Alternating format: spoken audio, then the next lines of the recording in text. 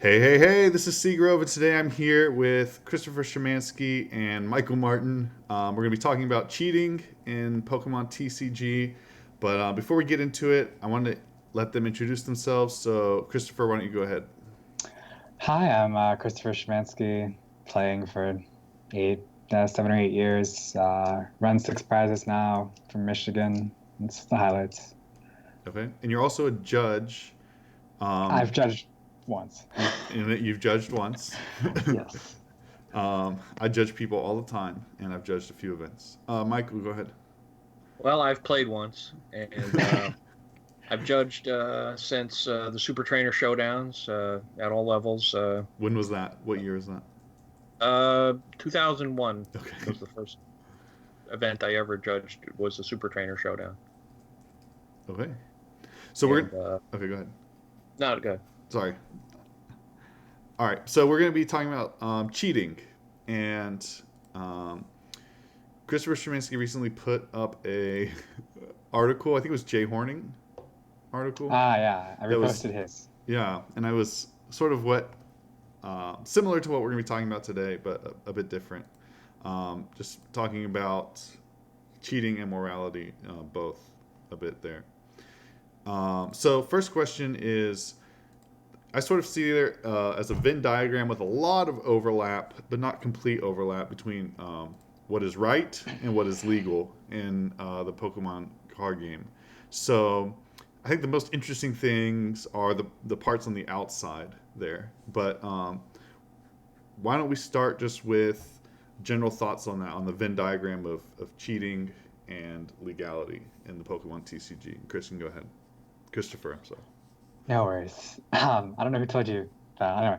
Um, Generally, I think it's less of a overlap than I think you do. I think there's significantly more cut and dry based on how the rules are written.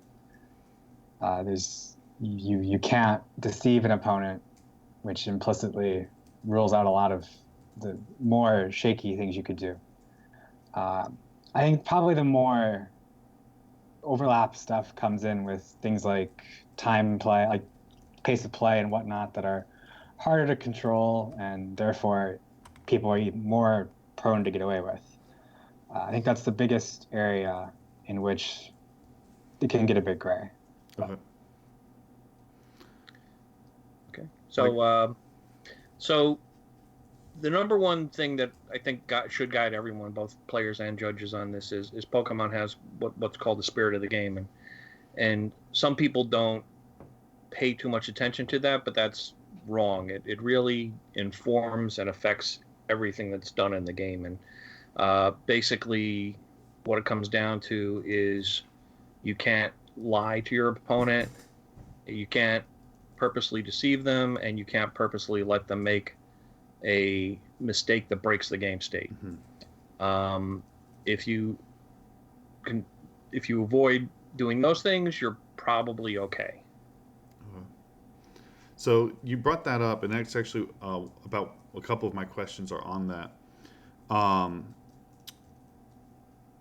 just briefly on that, I've maybe two or three times at tournaments in the last month, I've had people knowingly allow their opponents to break the game state. One was not drawing a prize.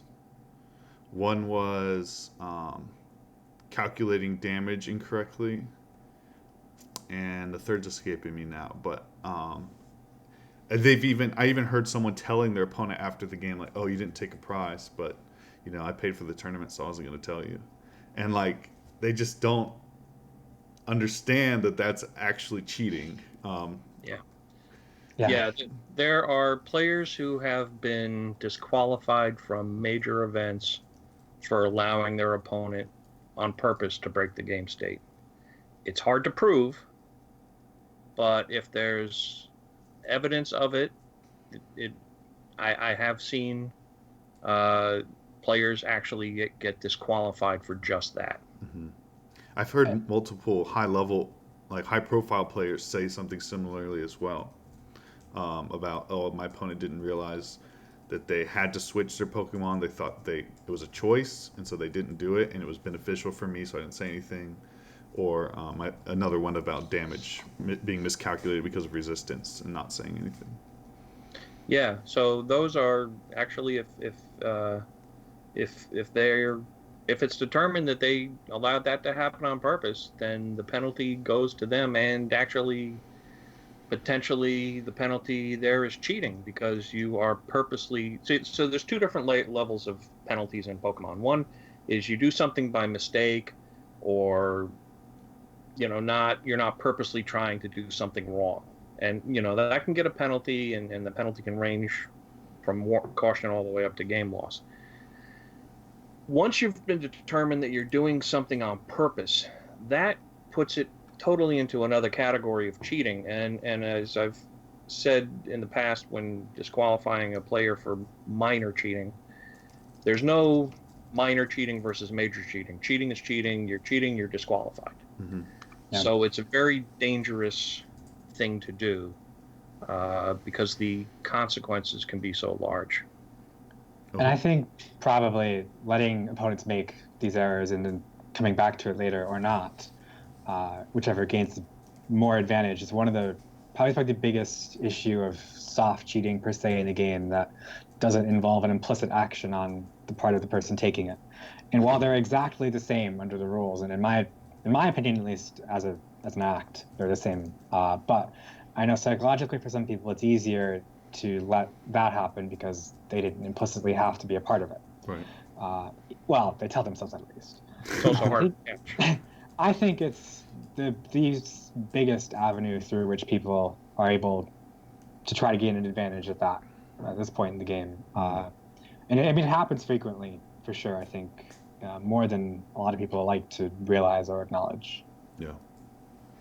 So before we move completely on from the idea of the Venn diagram, any examples that either of you can give of things that are morally okay but are against the rules that are interesting, or that are morally unacceptable but are legal? Well, not really, because of that whole spirit of the game thing. I mean, that pretty much covers that you can't deceive your opponent.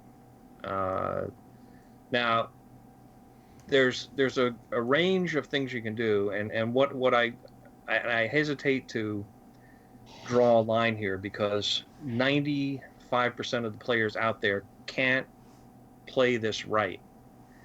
But if you're drawing a hand and you need a Guzma to win the game, and you're getting a fresh hand off of something else, and let's say you got the Guzma in your hand, and you think your opponent might have an N. So there's a range of things. You don't want to say you're not obligated in Pokemon to say, "Oh, I got the Guzma," right. So they know that they can and your Guzma away. But there's a range of things you can and can't do, right? So you go all the way from saying, "Hey, I got a Guzma," to not saying anything at all, to all the way at the other end saying, "Oh, I didn't get the Guzma." Right. You can't do the "I didn't get the Guzma" because that's flat out lying. Right. Where in that spectrum though of not saying anything at all or telling your opponent what you got, you're perfectly good not saying anything at all, and the answer, if they asked you, "Did you get the Guzma?" I can't tell you what I got. Right. Versus, you can say, "Ah." So like that's about as far as I'm comfortable saying you're okay to go. Uh-huh. And then there's a range of things you can do all the way up before you get to "I didn't get the Guzma," and I don't want to encourage anyone to do anything in that area, right? Because as I say, 95% of Pokemon players go over the line, yeah, and don't know where that line, or depends on what judge you got, right? Right. Yes. One judge would be fine with you doing everything all the way up until, or even saying "I didn't get the Guzma." And another judge might have a problem with you going, "Ugh." So your best play is to not say anything, right? But is a very non-specific thing. And if, "Oh, you didn't get the Guzma," I can't say. Just don't lie. Yeah. is my main thing. There's no lying in Pokemon. Yeah. And I think some of the players are far better acclimated with body language than others, and some know how to give off the idea that subconsciously they're telling one way or the other whether they got it. Um, I mean, ethically, personally, my response to any question whatsoever about anything that I'm not going to say is silence. So if they're going to talk themselves into something off of what they think my face says, that's fine. Personally, I've been told I don't smile anyway, outside of when I dress the thing I want. So as it is, that's not something I think I'm personally particularly comfortable with, but it's something that is done for sure. And some players think they have a far better mastery of the body language manipulation necessary to pull that off, quote unquote, subconsciously than others. Right. Okay, well then let's go ahead and move on to what are some ways that people cheat that they think is legal? Maybe they admit, okay, it might be underhanded, but I'm allowed to do it, but they're actually not. It's actually illegal. What are some examples of that? Go ahead. I think that we just talked about the big one, which is letting your opponent proceed down errors that have already happened. That's just not legal and something I think is done fairly frequently. I don't know. I've heard some really, really strange ones over the years, but I'm not sure that any come up as frequent offenders per se. I'm sure you'd have more. So this is things that people think are legal but are cheating, or the other way around. Things that they think are legal that are cheating, like allowing your opponent to break the game state, or stuff like that. I mean, there's a lot of people who think you're. So one of the main things that people, I don't know if they don't know it or they prefer to pretend they don't know it, is you're not allowed to allow the gate to be broken. And as you say, a lot of players will allow their opponent to break the game state to then get the benefit of the penalty off of that. So that's definitely cheating. Some of these are whether you can get caught or not, right?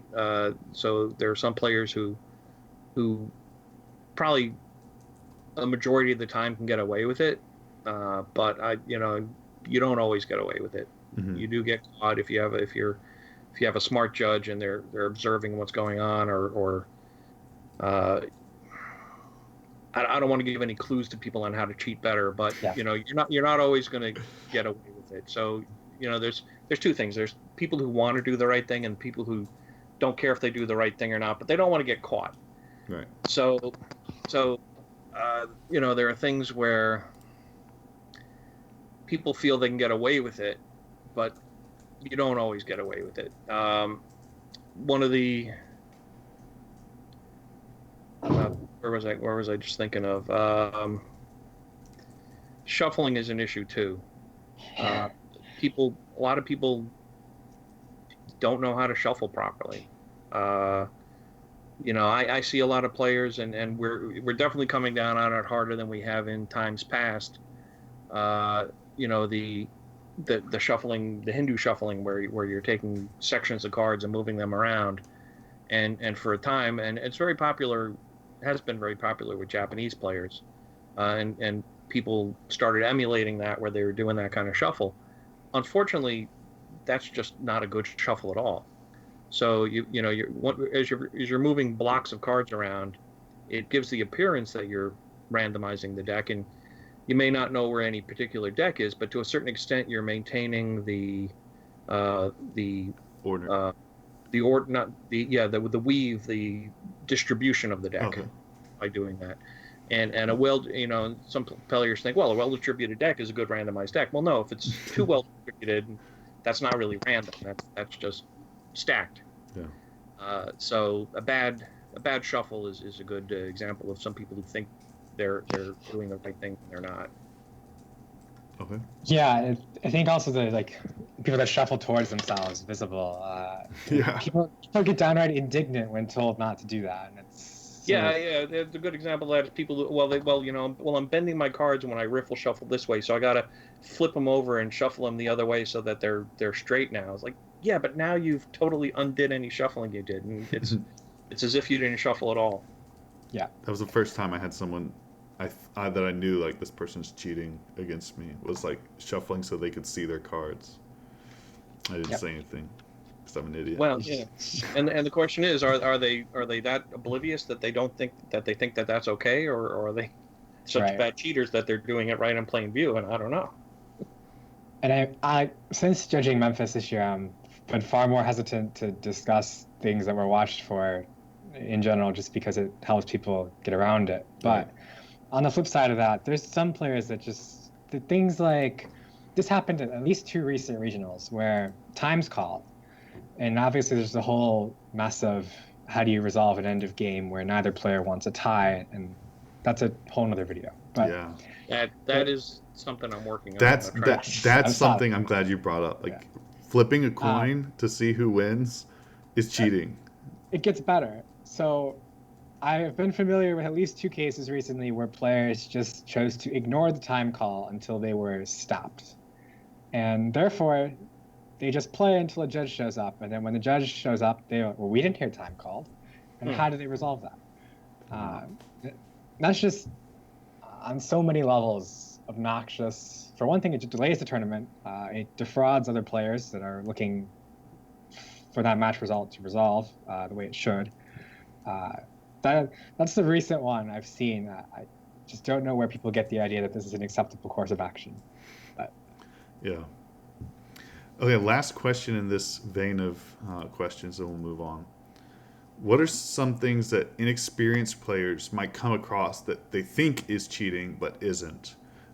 We had one sort of bizarre one recently, or it was a story, whether or not, who knows exactly how it happened or how much of that was true, but how I understood the story was that a player grabbed a chunk of maybe 12 cards off the top of their deck and dealt 7 for their Sycamore and put the rest back, and then the other player flipped out on them saying that they were cheating. And are there any other things that inexperienced players might think is cheating but is not?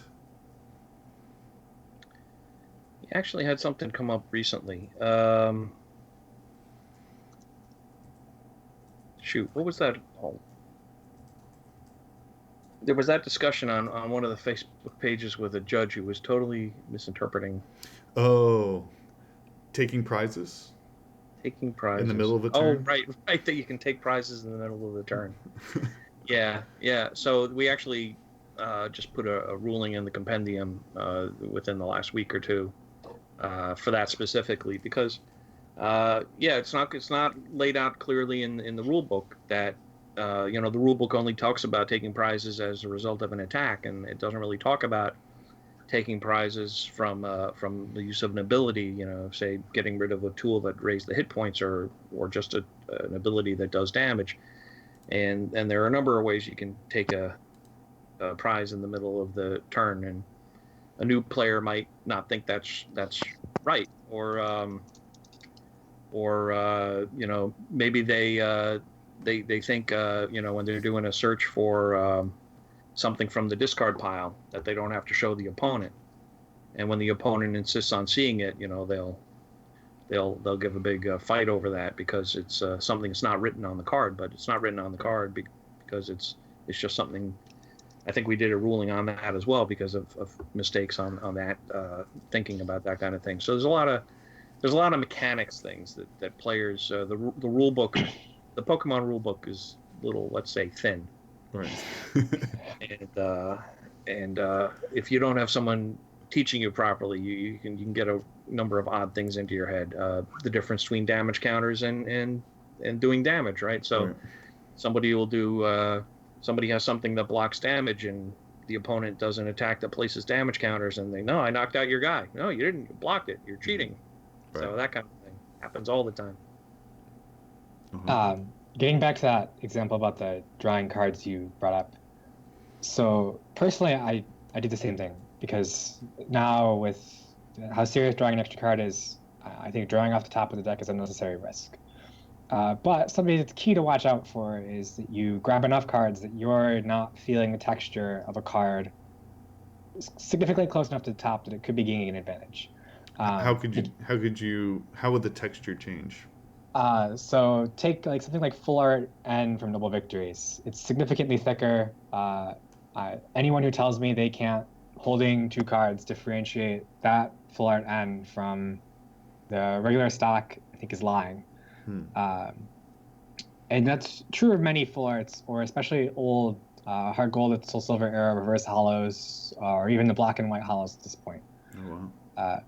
So personally, something I think is important is you draw deep enough off the deck that it's not an issue. Obviously, with a thin deck, that can be hard. But as for the accusation being made against the player that you brought up, that was I think, a bizarre misinterpretation of what drawing an extra card is. Okay. Yeah, he was just totally taking a I don't know flight what out. I didn't know where to start with that interpretation. Yeah.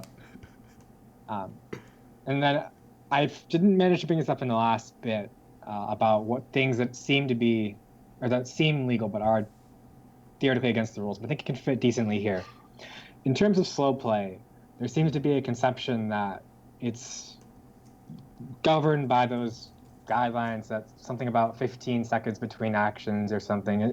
Within the penalty guidelines, there's laid out guidance for what constitutes slow play. But also, in a later section of the guidelines, there's lines to the effect of manipulating the time remaining in a match is not something you can do, regardless of whether it fits in that 15-second bubble. Right. So I think that's a commonly misascribed item, is people think, well, I'm playing within the 15 seconds for my play is legal. But in reality, when the goal is to manipulate how much time is left in the match to maintain an outcome it's desirable, it's not legal. Yeah. At 2 of my first 3 big events, like a states and one of my first regional or my second regional, I did that. Like, oh, I have 15 seconds, so I'm just gonna wait till about count to 10 and then pass, not realizing that was like cheating. Thinking, oh, I'm allowed to do this. And I ended up having to like message my opponents and apologize later. That would be a perfect example of people thinking something is legal and it's not. Yeah, because so there's really 3 things there. There's slow play, stalling, and just playing not to lose. And 2 out of those 3 are not legal.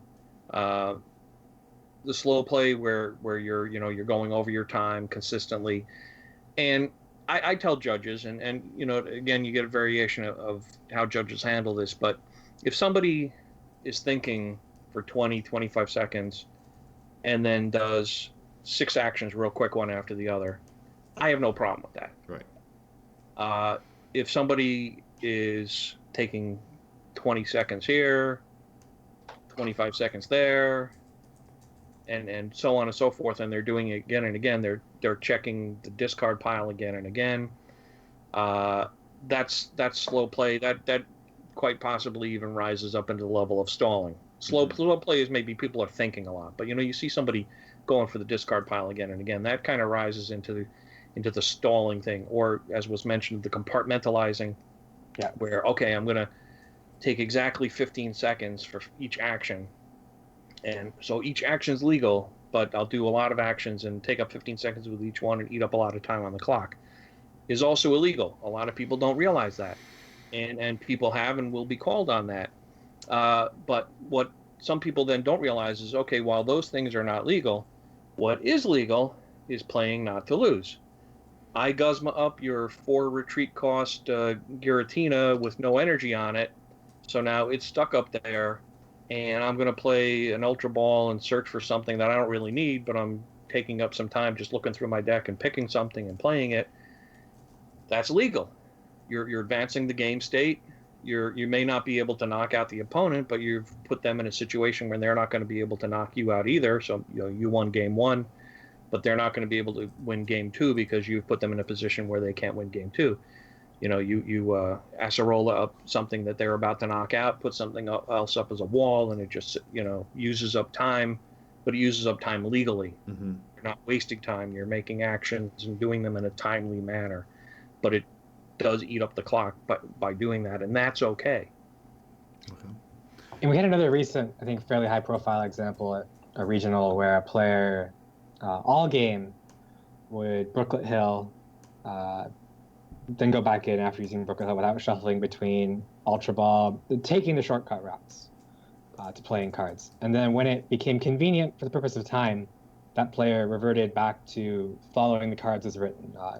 Brooklet Hill, search, fail, shuffle, play dive ball. Or dive ball wasn't legal, so I guess not dive ball, but ultra ball, whatever. And go from that early game shortcutting to now seeming to compartmentalize time.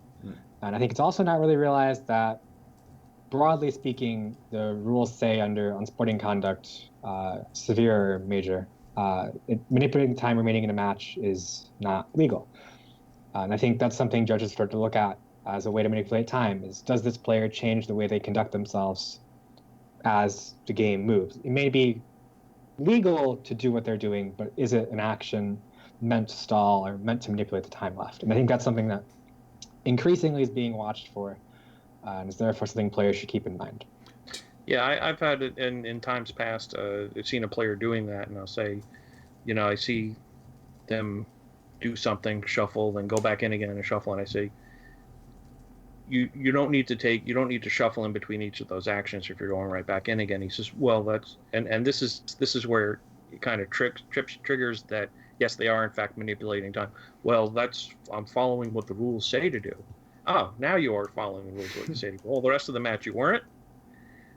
So that you got to be careful. A judge can use that kind of information to say, okay, you're doing this on purpose. Right. And once you start doing something on purpose, that brings something into a whole other level. Yeah. Two things. I understand that, although I've heard argued against recently, that it's legal to do the same thing but to play very quickly. That's legal, correct? Right. To increase your speed? As I was saying, yeah. So in the example given here, so somebody uses Brooklet Hill, takes time up shuffling the deck, plays an Ultra Ball, takes time up shuffling the deck. If that's different than they've been playing previously, yeah, that's an issue. But if they, said, okay, well, I got an Ultra Ball and I got a Brooklet Hill, and they go in and they're searching, and okay, they're maintaining the pace of play they were doing before. They're filling up their bench, so it becomes harder for you to knock out all their Pokemon or something like that.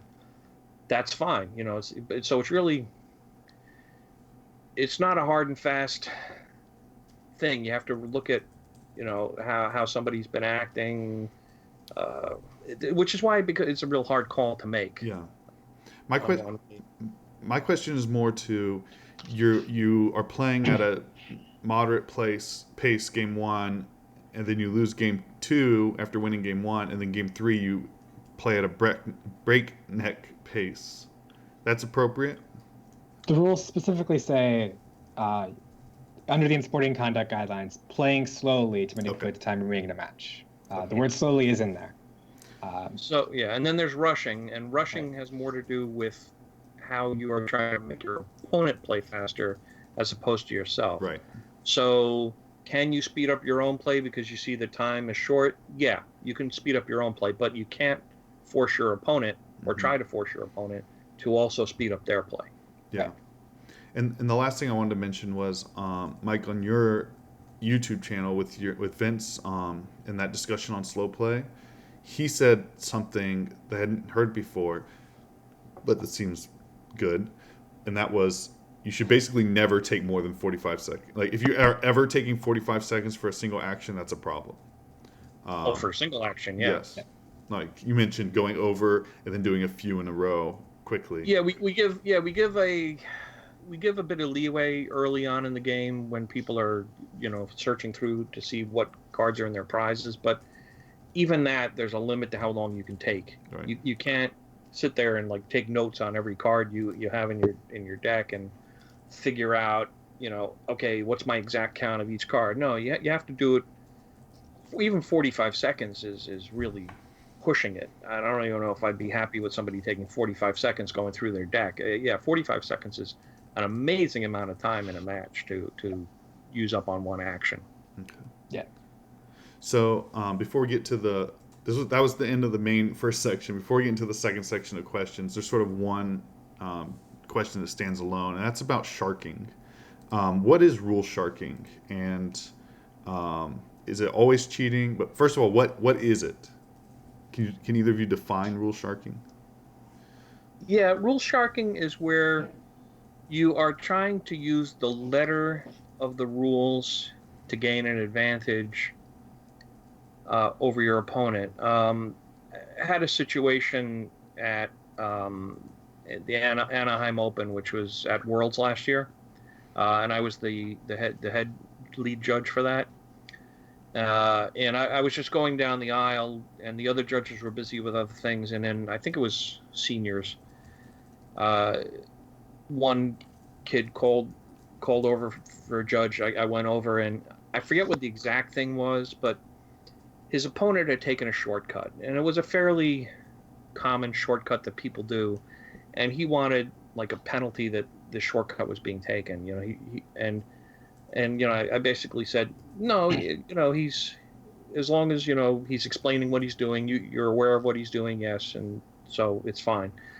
And then 15 minutes later or so, I was coming by and I see there are 2 or 3 judges at this same table, and the one kid was calling some other silly thing, and his opponent was getting very upset and frustrated because he was feeling that this was BS, and it was BS.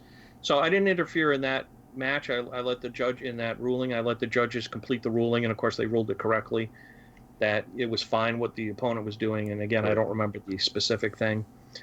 But then at the end of it, and I said, and I'm giving you, speaking to the player who had called over the judge, I'm giving you a penalty for gamesmanship because you are trying to take advantage of your opponent here by constantly calling the judge on him. And he then got a little upset. But my father said that this was the right way to do it. I says, no, it's not. If you have a real issue and something needs to be taken care of, yeah, call the judge. But if you're looking to gain advantage over your opponent, which is what I'm seeing here, then the next time you'll get a penalty, a higher penalty than this warning I'm giving you. And I didn't hear from that player again for the rest of the tournament. So if it's called, we generally try not to let players. The rules are there.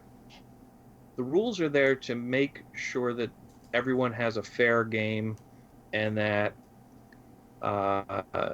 things are done properly, and that the game state is followed, is intact, is proper. They're not there for one player to gotcha another player to gain an advantage over another player. And if they're being used in that way, that's really the test. Is this ruling, attempted ruling, trying to gain an advantage in the match by the sake of getting this ruling done, as opposed to getting the game state put in its proper state? And that motive is really where you get where you can detect rule sharking. So I checked the documents while that was going, and there's no formal definition to work with.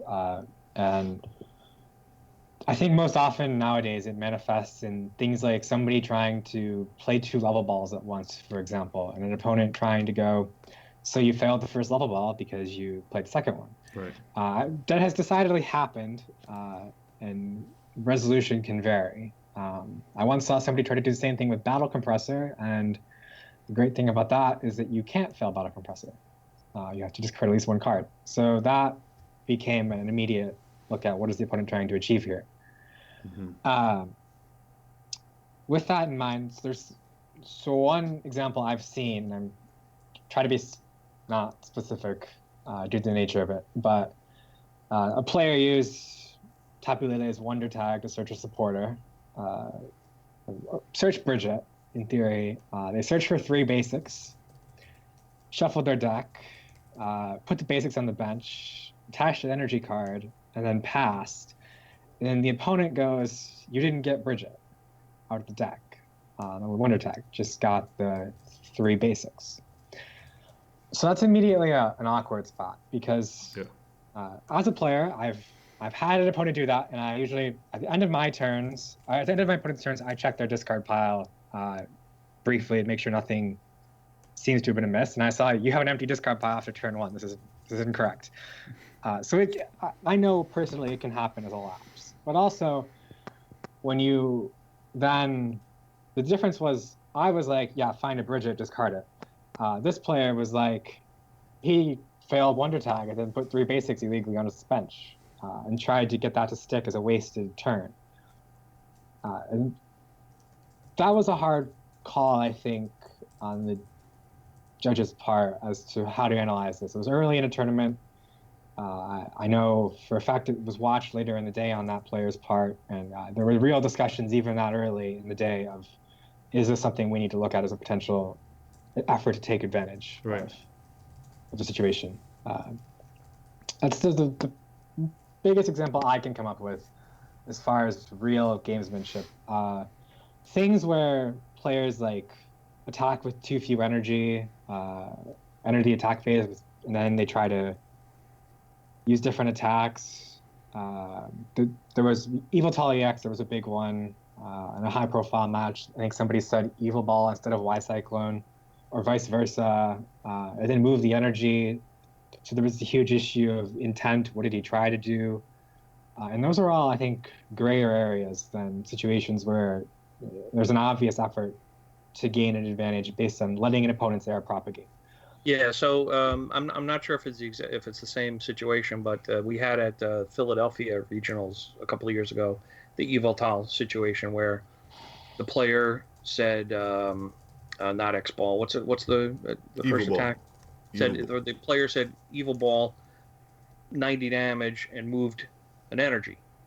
So it's like, oh, you said Evil Ball, so it doesn't do enough because there wasn't enough energy. Whereas the other one, oh, but the judge I had in the field at the time ruled, well, he said the amount of energy from the second attack, and he moved the energy card, indicating that he did mean the second attack. So we're going to rule that he did the second attack.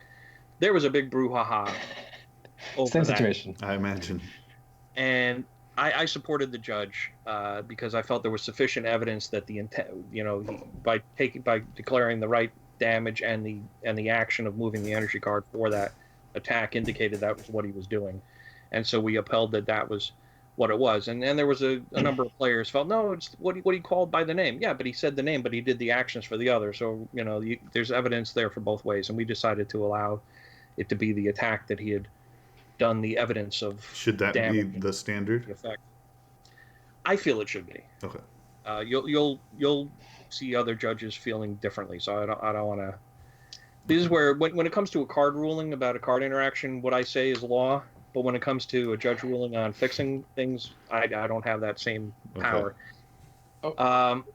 Jumping back to the example of taking shortcuts, the 2 level balls at the same time, and arguing about that. We had a situation at Nationals or Worlds one year where, and this was back in the days of Crobat G, where if you played Crobat G when you played it down, you got to place a damage counter on one of your opponent's Pokemon, or 2, I forgot how many. And this player played down in one action a Crobat G and an energy card, and then declared the damage done. And his opponent objected, saying he's played an energy. He's moved past the point where he can use the ability or the Pokepower at the time. And I thought about it and said, yeah, you're right. He played down by playing the energy card. He moved himself past the point of using the power. So be careful with shortcuts. If you are doing shortcuts, make sure you're clear to your opponent on what's going on. And I have no problem with 2 people playing 2 search cards at the same time, but communicate. I'm playing these 2 search cards at the same time. You can say it while you're doing it. It doesn't take any extra time. You'll see at international events where you have Japanese players playing, they don't speak our language, but you always know what they're doing because they're pointing at the card, they're pointing at the specific thing on the card that they're doing, they're indicating, with their fingers, 4 damage or whatever. They're very clear in what they're doing. And I hate to say it, you just don't see that as much with U.S. players or some. I think you see it better with some international players. So really, I'm going to blame U.S. players here. Guys are sloppy. No, and I completely agree. Personally, I play a pretty non-verbal game in point more than anything anyway, because that's just how I am. So uh, I will never personally play the two search at once because it's opening myself to a situation that could go south for about a half a second of benefit between picking up the second search card after I do the first one. And something I think uh, as for to get back to what you said earlier about the difference between how this can be handled between different judges, I think that's something, if you're listening as a player, to keep in mind, that sometimes things aren't as clear cut as we would like them to be in the game, and you will get different answers sometimes, and there can be compelling reasons for different answers based on how the situation looks, what different. Every situation is different in some respect. So while some might not really wish for standardization, and I used to be fairly on that train of things should be standard on principle. After I lied at the beginning, I've judged more than once, but not much. Especially after Memphis this year, judging that, my stance has evolved more to there's good reason that there's discretion in the rules, but sometimes that bites. Yeah, I think if we can, best we can hope for is a consistency in philosophy and approaching the rulings. And one of the things I'm trying to accomplish with my podcast, and is also being accomplished. Luckily, thankfully, they're doing a lot of judge seminars in Europe. Yes. Props to Becca Mander at Pokemon for I think being the driving force at that happening, and hopefully we can get more judge seminars on this side of the Atlantic as well. We had one recently in St. Louis that props to Vince Kreckler for helping make that happen, and Josh from Pokemon for working with him on that. But the more we can do that, and especially if we can get them where they can be posted for people to refer to, yes, that's all for the better. Because if people understand, if judges understand the philosophy of what we're trying to accomplish, and how we're using the rules to do that, as opposed to just looking at the letter of the law. And sometimes the letter of the law, you can be like the Pharisees in the New Testament, where you're doing A, B, C, and D, but you're missing the whole point of what it's trying to accomplish. Excuse me. Yeah, for sure. So let's move on to the last part, which is all about calling a judge. And we talked about this before, but it's an issue that keeps coming up. And I think the more interesting thing is to come, and I feel like we're going to get into it anyways, but I do want to start with this other part, which is what ways to deal with you think your opponent is cheating, or ways that maybe people mess up often. They should have done something, but they didn't.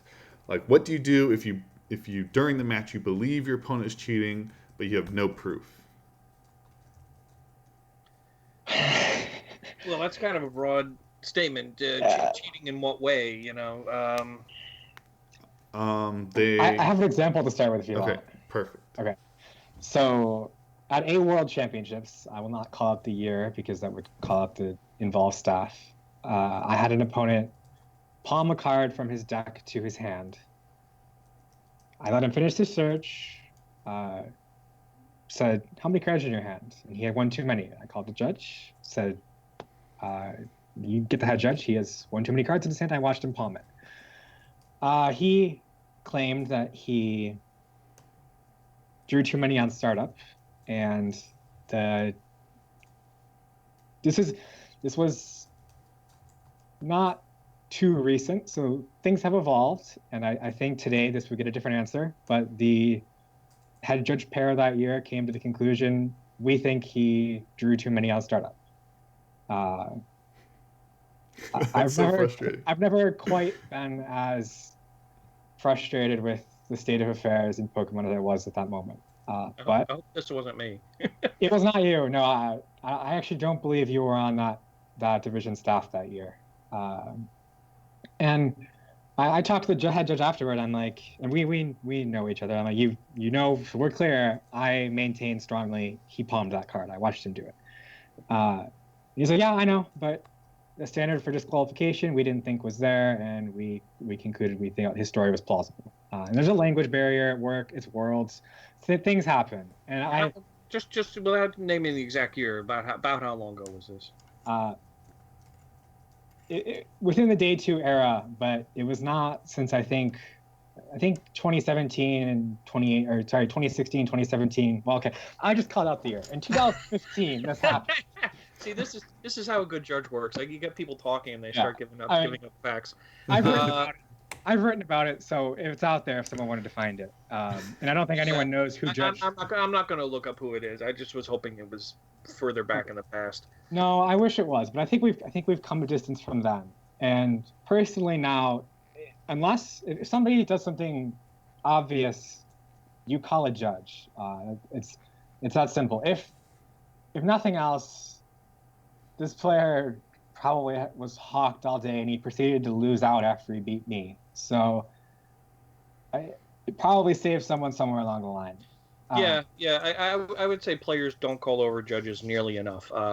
I've disqualified players based on seeing things happen myself, passing by, and then taking it upon myself to watch that player through later matches to see if I could see, because if I'm, you want to be 100% sure on something like this. Yeah. And seeing if I could see a recurrence, and then seeing the recurrence and going and taking care of it, on my own without either any of the 3 or 4 players who could have called me over, not a single one of them calling me over. Right. And a lot of things are going to be gotten away with because the judges never called over. So yeah, even if you don't have proof, the fact that you're calling over with the suspicion, if multiple players call over judges for the same player with the same multiple suspicion, that's going to get judges' attention. Right. And we may not be able to catch it right that moment. And the way you describe it, I would have. I think if you had an extra card in the hand and it could be determined that there is an extra card in the hand, I think I would have pulled that trigger. But in cases like the example you gave with you have no proof, maybe we can't nail it that exact time. But believe me, if we get suspicions of a player doing something, and even if we couldn't play it, we discuss that as a judge team. A good lead judge or head judge will assign various judges, to watch that player through numerous rounds the next turn to see if they can see anything along that line happening, switching off different judges so it's not always the same judge. And again, we don't, the way, here I'm giving people advice on what to look out for. We try not to be in that player's field of vision, because if you're in their field of vision, then obviously they're not going to do anything. So you want to observe people outside of their field of vision. And of course, then if you notice people looking around to see where judges are, that's a big tell as well, right? So there are a number of things that we try to do, but knowing who to look for helps us so much. Mm-hmm. And if we don't know who to look for, then it's hard to, when you're in a 1,000-player tournament, it's really hard to find somebody doing something unless it's called to our attention. For sure. And I think as part of this, you have to make hard decisions at some point. And as a player, if you're not comfortable with the confrontation happening at the table, I think something you very much go to any judge, ask, can I talk to your lead or the head judge? They'll take you to that appropriate person. You can pass along a warning. Now, personally, I'm going to scare somebody out there. If you see something happening at a table next to you, or anything, this is the type of thing you pass along to an appropriate judge, and it will be watched. I watched a player double nickel at a recent event. They've been on watch since. I don't think now they can be scared. I'm going to scare a lot of players. I don't know, but this is stuff that's watched out for, and the best thing you can do is make sure that someone's aware to at least watch. Right. Then sometimes there are hard decisions to be made with that. There have been DQs that have happened because of people that rat out the so-called secret in a bunch. Mm-hmm. And there have been people that have covered for other players cheating at events in the past. That's happened. Oh wow. So the best thing you can do is talk to a judge. Okay. Yeah, I'll second that. I've had players come up between rounds, and we prefer to catch something while it's happening. But if you're telling us after the tournament, forget it. That's way too late. But if you do come up to us between rounds and say, look, I watched this happen. This is who was doing. This is what I saw. How they were doing it.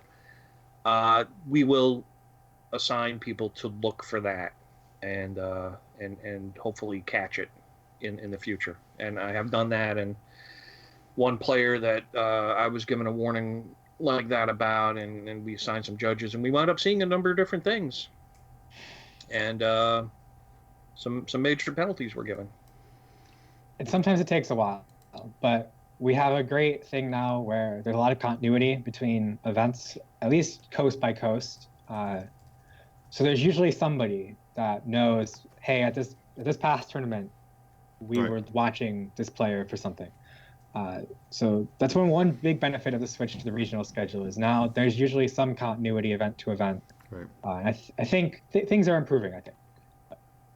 Yeah, unfortunately, there's a big disconnect, I think, between the local tournament and the regional circuit, because there used to be kind of a progression, and now that progression just doesn't really exist anymore. So I don't know if there's a good way for new local judges to get on the radar of people to get on the staff of the bigger events. There's not that same small, medium, large, really big progression going on anymore, that people can get that experience of like a state championship type thing. That's kind of a shame. Yeah.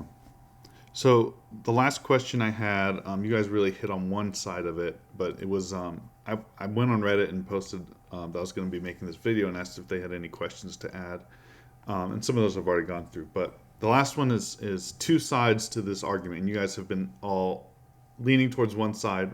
Leaning is a light word, I guess. But guilty. So I'm going to read these two quotes just directly from them.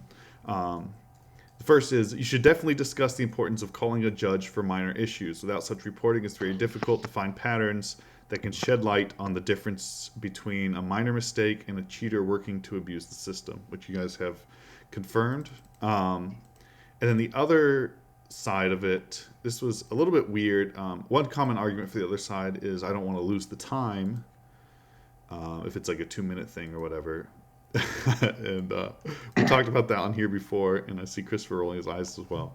But here's the other side. It was kind of a weird comment, but you can cover the benefit of the doubt aspect and how to better determine when to call a judge and when to keep something quiet so you don't get a warning as well. I have experience with this. And I think they're saying they caught their opponent doing something illegal, and we're afraid of getting a warning for not stopping them from doing it because they didn't see it when it happened.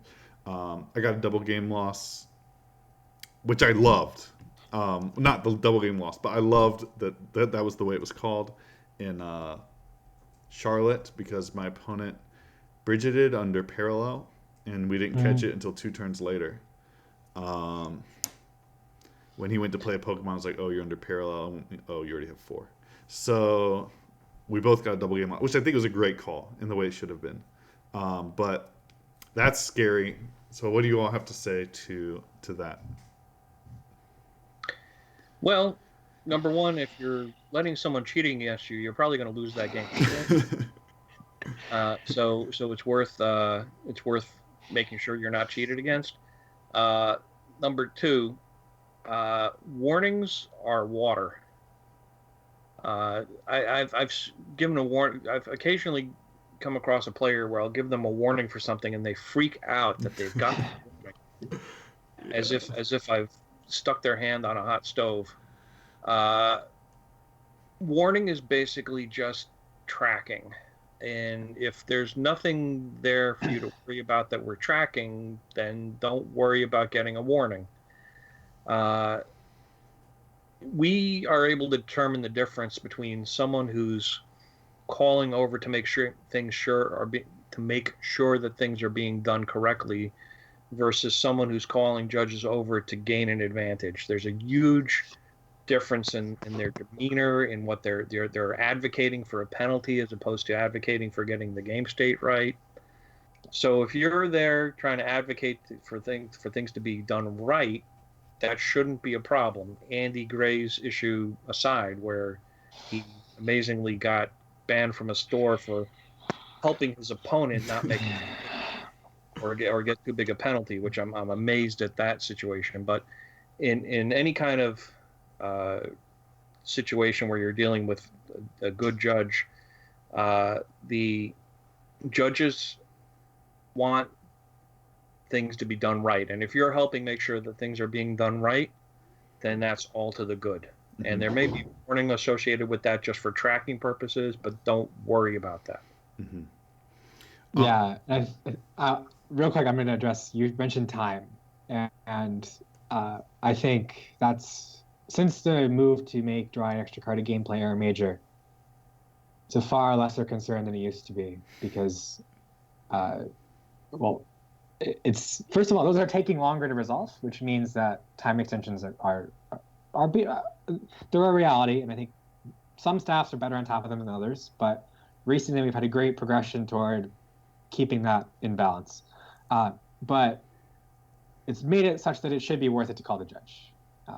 And I can't think of any issues off the top of my head where my opponent did something illegal and it was obviously, there was risk that it was malicious. I'll put it that way.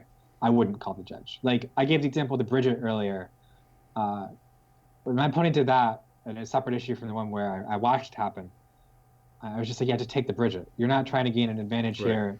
Logging this isn't imperative. Whereas the confusing judge call. The only thing is if they forgot the Bridget and then when they went to look for it and it's not in the deck because it's in the prizes, then you have to get right. But otherwise, yeah, I agree with you. If they can get the Bridget and get in the discard, fine. But otherwise, you should call the judge, and I think have increasing faith that it will be handled appropriately time-wise. Uh-huh. All right, well, that's it. Thank you guys so much for your time. If you want to plug your sites one more time, I can link them in the description as well. But go ahead, Christopher. Sixprizes.com. Got a lot of articles in May because I'm going to go crazy at events. But yeah, it's a busy month. Okay, I'll plug three things. Pokegym.net in general. We just updated the legal standard card list and the expanded legal card list. So those references are fresh off the main site. The compendium is linked off of there as well. So all the rulings you would want on cards, they're all in there. And my podcast, the PokePop cast on YouTube, where I'm trying to give advice to judges, but also players. It's a lot of good advice for players there on dealing with judges. The next one I'm hoping to get, I was going to do this weekend, but I didn't get to it, so I should get it soon, is How to Survive a Deck Check. That's good. That's great. Looking forward to it. Thank you guys so much for your time, and hopefully this was helpful for everyone watching.